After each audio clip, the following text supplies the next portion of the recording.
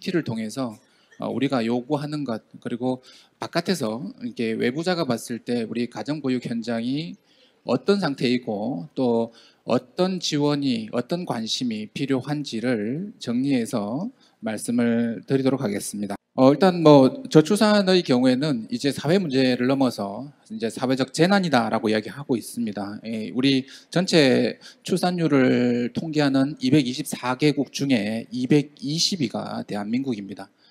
그리고 이 저출산 문제를 극복하기 위해서는 20대에서 40대까지 그들이 요구하는 출산 또는 육아, 보육 친화적 환경 조성이 필요하다라는 이야기를 많이 하는데, 출산, 육아 친화적 환경으로 네 가지를 꼽습니다. 일단 경제적 안정, 일 가정 양립, 그리고 육아 분담, 그리고 어린이집, 믿고 맡길 수 있는 어린이집, 그리고 기존에 있는 어린이집의 역량 강화, 네 가지를 꼽습니다. 정부가 저출산 보육 대책을 수립해 나갈 때 어떤 기조가 필요할까? 첫 번째는 여기서 보시는 것처럼 지나칠 정도로 선진국 모델을 그냥 따라가는 그런 형태는 반복해서는 안 된다고 생각합니다. 우리나라 여러 가지 보육 정책 중에 선진국 모델을 따라간 사례들 많지 않습니까? 선진국에서 주 15시간만 보육하는 게 아이들 발달에 좋다라고 하더라라는 말 때문에 맞춤형 도입이 도입됐었거든요. 근데 1년 반 지나고 보니 우리나라 실정과는 전혀 맞지 않았습니다. 그래서 우리나라의 저출산 보육 대책은 우리나라 실정을 그대로 반영하는 것이어야 합니다. 그러면 우리나라가 선진국하고 다른 여러 가지 보육 환경은 어떤 것들이 있는가 보시면, 출산 기피 육아 부담, 취업난 경제난, 높은 교육률은 둘째치고 5년 동안 소득 수준에 관계없이 무상 보육을 실시해 오고 있습니다. 그럼 이 5년 동안 무상 보육을 실시함으로써 갖게 된 부모들의 기대, 이런 것들을 한 번에 저버릴 수는 없는 거거든요. 그리고 저출산 속도는 선진국에 비해서 훨씬 그 속도가 빠릅니다. 그러니까 훨씬 저출산 속도가 빠름에도 불구하고 선진국과 같은 처방으로 저출산 문제를 대비한다는 것은 맞지 않는 것이죠. 노령화 속도는 프랑스의 7배라고 할 정도로 저출산, 노령화 동시에 그 속도가 매우 빠릅니다. 그래서 우리나라 실정에 맞는 보육대책, 저출산 대책이 필요하다라고 말씀드릴 수 있을 것 같고요. 그러면 그 저출산 보육대책의 출발점은 어딘가? 이런 질문을 던져볼 때는 당연히 영아보육이죠. 영아보육은 보육의 근간이고 영아기에 아이들이 받는 영향이 평생을 좌우하기 때문이죠. 그리고 부모들이 육아 부담을 가장 크게 느끼는 시기가 영아기입니다. 근데 우리는 모든 지원이 거꾸로 가고 있죠. 위에서부터 내려오고 있는데 원래 보육에 대한 지원은 밑에서 올라가야 되는 거죠. 그러면 이제 우리나라 보육 현황이 우리 현황을 정확하게 한 번쯤은 짚어보고 가야 제대로 된, 두 번 실수하지 않는 정책을 수립할 수 있지 않겠습니까? 그럼 영아보육 중심으로 한번 살펴보시면 지금 현재 우리 어린이집을 이용하고 있는 영아 수가 80만 명 정도 되거든요. 근데 2명 중에 1명, 그 80만 명 중에 2명 중에 1명이 가장 어린이집에서 보육을 받고 있고요. 가장 정말 떼지기 쉽고 어른들의 관심과 사랑, 체계적인 보살핌이 필요한 영영아의 경우에는 10명 중에 7명이 가정 어린이집에서 보육을 받고 있습니다. 그 가정 어린이집의 수는 전국적으로 한 2만 개 정도 되는 거고요. 이게 무상보육 실시 이후에 가정 어린이집이 너무 많이 늘어나서 사회 문제가 된다, 이런 지적들 하고 있거든요. 근데 지금 이 수는 무상보육 실시 직전 시기까지 거의 돌아갔습니다. 돌아갔기 때문에 이제 시장에 남아있는, 보육 현장에 남아있는 가정 어린이집이 정리 대상이라고 생각하는 건 오산입니다. 그리고 앞에서 부모님께서 말씀하신 것처럼 가장 가까운 곳에서 가장 힘든 영아보육을 전담하고 있는 것이 가정 어린이집이다, 이렇게 말씀드릴 수 있을 것 같고요.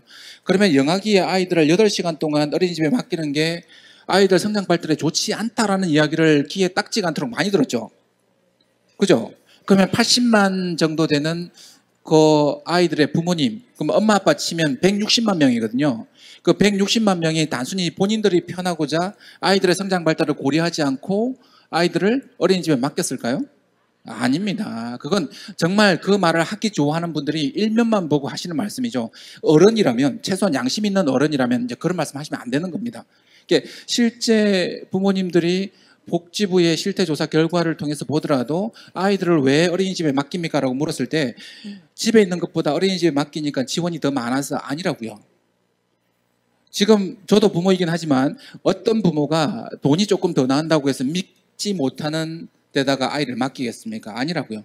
실제 답의 결과를 보시면 균형적인 성장과 사회성 발달을 위해서 어린이집을 깊이 살펴보고 진지하게 고민하고 아이를 맡긴다 이렇게 답하고 있거든요. 이게 부모의 진심입니다. 그러면 그 부모들이 조금 더 고민을 덜 할 수 있도록 편하게 가까운 데서 어린이집에서 아이들을 보육할 수 있도록 인근에 있는 어린이집을 지원하는 게 순서인 거죠. 인근에 있는 어린이집을 감시 감독해서 손 털고 나가게 만드는 게 순서가 아니라고요. 그러면 보육 선진국 되게 좋아하는데 보육 선진국은 어떨까? 노르웨이 같은 경우에는 영아 보육 시간이 8시간입니다. 거기도 좋은 프로그램은 아이들이 오래 노출될수록 성장 발달에 좋다라는 사회적 합의가 있는 거죠. 지금 부모들의 만족도 보시면 우리 교사에 대한 만족도는 4.37이고요. 원장님에 대한 만족도는 4.31이거든요. 그럼 이게 유아교육, 보육 전체 기간 통틀어서 교직원에 대한 만족도가 가장이 제일 높습니다. 이런 기관 정도 되면 사람 아닌 다른 시설적인 부분이나 운영적인 면은 국가가 책임을 분담해 주는 것이 맞는 거죠. 그러면 이제 어떻게 지원해 주는 게 맞는가? 일단 이게 정부가 주장하는 것이 팩트인지 팩트가 아닌지 체크를 한번 해보도록 하겠습니다. 시간이 없기 때문에 빨리빨리 가겠습니다. 일단 영세반 보육료의 경우 실제 보육 비용의 한 100% 수준이다 이런 이야기를 하거든요. 2017, 18년도 예산 자료에 보면 이렇게 나와 있습니다. 작년 자료도 그렇게 나와 있고 여기 보시면 영세반 보육료가 실제 비용의 몇 프로라고요? 99.3%까지 주고 있다 이렇게 이야기를 하고 있거든요. 이게 흥분하지 않고 이게 팩트인지 아닌지 체크해 보면 됩니다. 일단 그 기준은 2013년 기준이고 우리가 키울 아이들은 2018년도 아이들이라고요. 그죠? 그 사이에 물가 상승률 최저임금만 35% 올랐거든요. 우린 보육료 2번 올랐습니다. 이게 적정한 보육료이다라는 말은 거짓이죠. 그리고 그 보육료에는 교사가 1호봉이고 원장이 4호봉입니다. 어린이집 현장에 지금 원장님들 다 거의 대부분인데 4호봉 미만인 원장님 손은 들지 마시고 네 없습니다. 팩트가 아니죠. 그리고 급식비 1745원 책정되어 있거든요. 근데 제대로 먹이려면 한 2700원, 800원 든답니다. 그럼 이게 적정한 보육료라는 말도 사실이 아닌 거죠. 시간의 수당 7만 원 반영됐다라고 이야기하긴 하는데 실제 우리 원장님들이나 교직원들이 실제 근무하는 근무 시간을 계산해 보면 한 달에 최소 20시간 이상 시간에 근무하거든요. 최저임금으로 시간의 수당을 책정하면 30만 원 정도 나옵니다. 그럼 7만 원 반영해 놓고 현실적으로 100%다라고 말하는 것은 사실이 아닌 거죠. 차량기사 인건비 지금 보육료 안에는 차량기사 인건비 없거든요. 근데 60% 정도가 어린이집 차량 운행하고 있습니다. 그렇다고 차량기사 인건비를 애들한테 받습니까? 차량기사 인건비를 애들한테 n분의 1을 하려면 애들 한 명당 20만 원 받아야 됩니다. 차량비를. 그럼 이것도 팩트가 아닌 거죠. 이게 팩트가 되려면 어린이집의 모든 차는 자율주행차로 바꿔줘야죠. 그죠? 그러면 차량기사 인건비가 안 들어가고 이게 팩트가 되는 거죠. 그리고 가정어린이집은 원장 인건비와 치사부 인건비가 없습니다. 그러면 무인 판매점처럼 무인 어린이집으로 돌아가야죠. 우리 아이들이 미래의 희망이다라고 이야기하면서 우리 아이들이 주인 없는 어린이집에서 보육을 받고 있는 거나 마찬가지라고요. 그럼 얼마만큼의 돈이 필요할까? 이 동계산은 좀 예민한 문제이긴 한데 뭐 할 말은 해야죠. 그래도 이게 약 16% 이야기하면 2,800억, 3,000억 정도 되고요. 23% 하면 약 정부 안보다 한 5천억 정도 더 필요합니다. 이게 당장 그것을 다 조달하는 게 문제가 아니라 이제 정말 사람이 먼저 이 정부가 들어왔으면 이제 그 체계를 이제 5년 동안 어떻게 올라가겠다는 약속만 해주시면 충분히 고통을 같이 공유할 수 있을 것 같습니다. 근무환경 개선비 말하기 전에 먼저 제발 반영됐으면 좋겠습니다. 여기 위원장님 계시고 많은 노력을 해서 계속 올라왔거든요. 근데 매번 예산 나올 때마다 이게 바로 반영된 적이 한 번도 없습니다. 교사 근무 환경 개선을 통해서 보육의 질을 높여야 된다는 말을 너무 많이 하시면서 교사 근무 환경 개선비는 매번 맨 마지막까지 가야만 올라가는 거죠. 한 700억 정도 든다고 하거든요. 그리고 이제 아이들의 안전 그리고 양질의 보육을 위해서는 12시간 보육제도 바꿔야죠. 이제 그 12시간 보육제를 가도 상관없습니다. 가도 상관없긴 한데 그 12시간 보육을 할 수 있을 정도의 사람이나 재정이 지원되면 상관없거든요. 네, 8시간 보육 비용으로 12시간 하라는 게 문제죠. 근데 지금 보시면 복지부 자료거든요. 11시간 55분 운영하고 있습니다. 이게 어린이집 교육기관이 재정적 지원이나 충분한 이게 교사 인력 지원 없이 11시간 55분 동안 운영되는 게 문제이죠. 법에서는 12시간 이상이죠. 그죠? 근데 5분 빨리 나갔죠. 반성들 하시기 바랍니다. 네.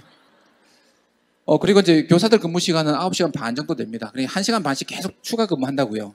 이 추가 근무하는 걸 시간의 수당으로 최저임금으로 시간의 수당을 제대로 계산하면 30만 원 정도 나오는데 지금 보육료 체계에서는 7만 원밖에 반영이 안 됐죠. 그래서 이제 우리도 뭐 유치원 뭐 같이 똑같이 가자는 게 아니라 교육을 적절하게 표준 교육 과정을 5시간, 6시간 정도 하고 2시간은 교육 준비, 다른 행정 업무 처리하고 교사들이 그 안에서 근무할 수 있도록 이런 체계를 가져가 달라는 거죠. 이게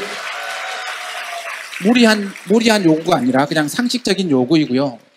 이게 이전 뭐 민주당이 야당일 때도 이 관련 관심을 갖고 법안이 올라가 있는 상태거든요. 아마 속히 이게 매듭 지어졌으면 좋겠습니다. 그리고 보육의 특성상 4시간 정도 뒤에 추가가 된다면 그 부분은 당연히 보조교사를 배치하든지 근무하는 사람에 대한 시간의 수당을 반영하는 게 맞는 거죠. 예, 그 부분이 국가가 부담하기 힘들면 소득 수준에 따라 국민이 부모가 부담하는 방법도 같이 고민할 필요가 있습니다. 그리고 이제 시간제 이야기 나오면 이제 시간 연장 이야기를 안 할 수는 없거든요. 근데 8시간 보육료다 보니 오후 3시 반부터 7시 반까지 아이들은 누가 보나. 이게 정말 재정 지원도 없고 사람 지원도 없어서 이 시간 잘못 운영하면 행정처분 많이 받거든요. 이 시간에 지원도 없고 사람도 없는 데서 원장님들이 아이들을 보고 있으면 손은 누가 키웁니까? 이거 3시 반부터 7시 반까지 분명히 대책이 있어야 됩니다. 지금 지침 보면 정말 숨이 턱턱 막힙니다. 만약 그게 어떻게 나와 있냐면요. 7시 반 이전에 아이들이 오고 교사가 있으면 보육하라. 단 지원은 없다. 이렇게 나와 있거든요. 더 이상 말하고 싶지 않고요. 시간당 3만 원 보육료입니다. 3,000원. 시간당 3,000원. 이게 여러분 0세부터 5세까지 보육료 쭉 기준 보시면 0세부터 5세까지 다 다르죠. 시간 연장 보육료는 3,000원으로 똑같다고요. 이 3,000원으로 과연 아이들을 1시간 정도 보육할 수 있을까? 석식비 1,500원. 이게 100세 시대라 아이들의 초기 영양 상태가 중요하다는 언론 보도 되게 많거든요. 1,500원짜리 저녁을 먹고 아이들이 어떻게 건강하게 자랄 수 있겠습니까? 마지막으로 이제 맞춤형 보육제도인데 8시간 보육제로 가면 맞춤형 보육제도는 당연히 전면 재검토돼야죠. 1년 반 지났습니다. 학부모들의 의견은 전업맘이 안고 있는 육아 부담이 크다.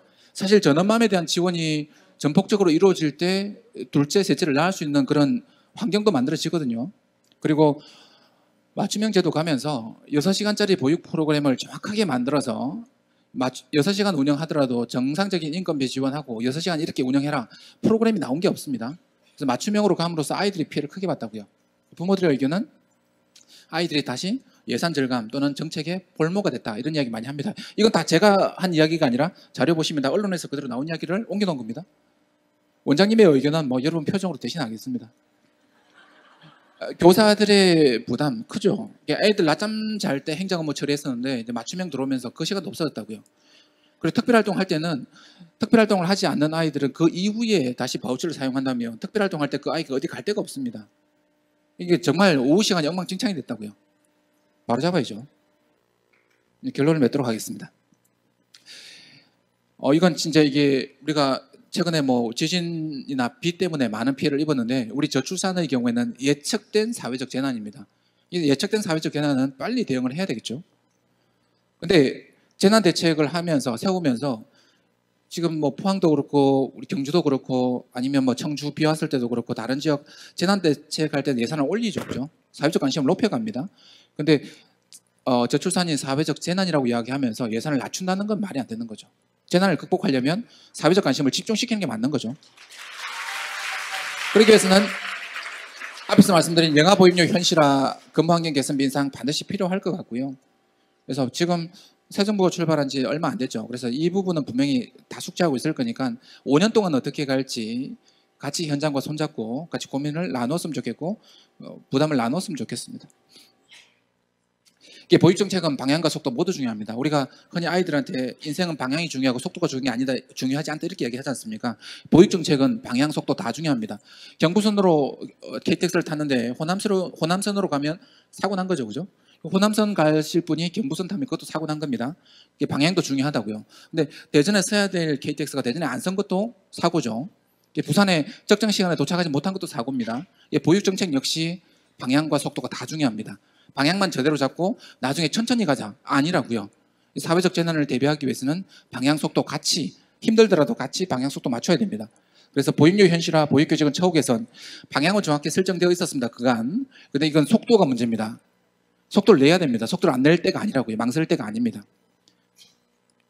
보육에 대한 투자, 돈이죠. 돈 문제는 이게 아마 기재부나 복지부나 우리 위원장님이나 다들 정계에 계신 분들 예산 때문에 고민을 많이 하실 건데 이 말씀만 마지막으로 드리고 마치도록 하겠습니다. 보육에 대한 투자는 투자 그 이상의 의미가 있습니다.